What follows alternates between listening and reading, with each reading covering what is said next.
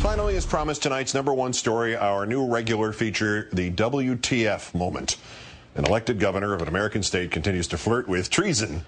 Rick Perry of Texas, who would probably advocate stoning the heathen in Valverde if it would win him 37 extra votes, has once again refused the opportunity to step back from the stupidity that is secession. We live in a great country.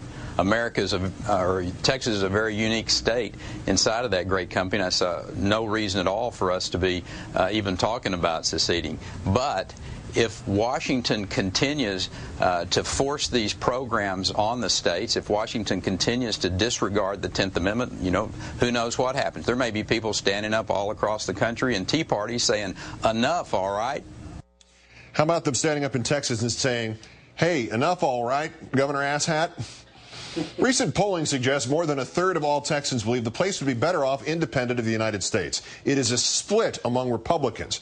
But when you reduce it to just the bully's threat to take his ball and go home, 51% of all Texas Republicans approve of the governor's suggestion that Texas may need to leave the United States. Well, you know what the South Carolina politician James Lewis Pettigrew said of his state just before the Civil War. Too small for a republic and too big for an insane asylum.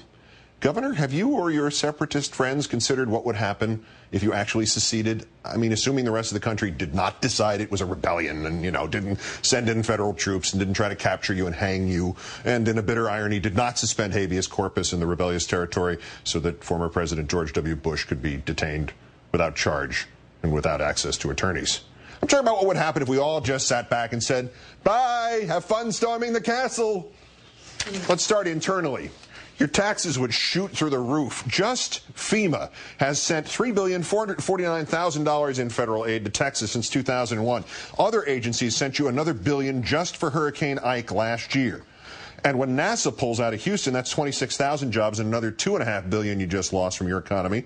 We'd obviously move everybody out of Fort Hood, Texas, whose financial impact on your new kingdom is another $6 billion.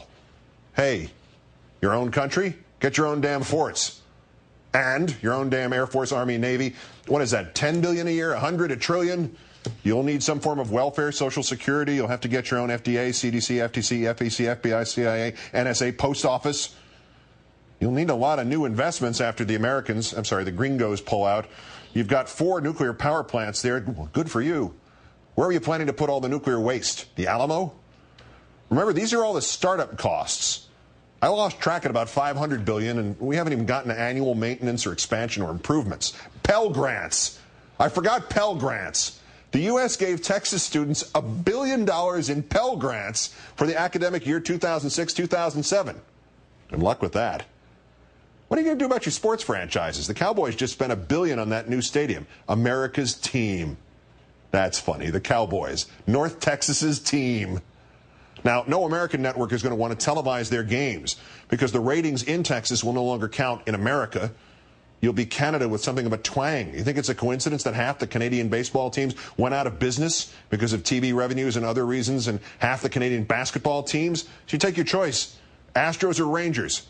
One of them is going to move to Charlotte. Who exactly do you think your University of Texas football team is going to play now? USC, Oklahoma? Try Sul Ross or San Jacinto JC or the new big rivalry with Tom DeLay Exterminator University. Now, security. You'll need your own Gitmo. Starting wars is optional, of course. See your Mr. Bush about that.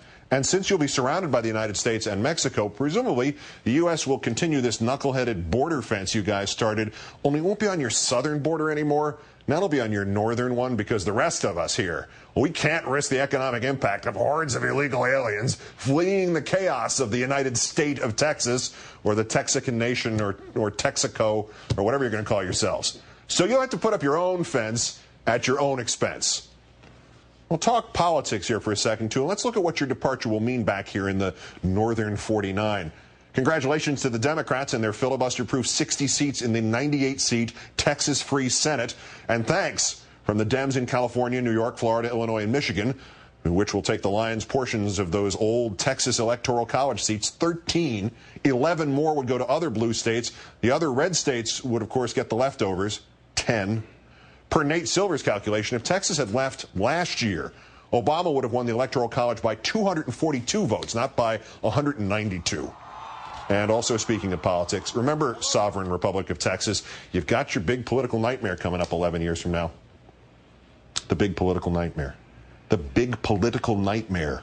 You know, when the Mexican Texans get the ballot initiative passed on whether or not Texas should become part of Mexico.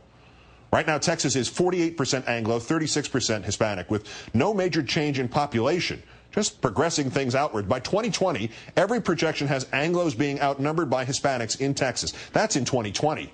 By 2040, the Anglos will comprise barely a fourth of the population of Texas. Sorry, of Tejas. Tejas State in Mexico. Hasta la vista, baby. Don't let Oklahoma hit you in the backside on the way out.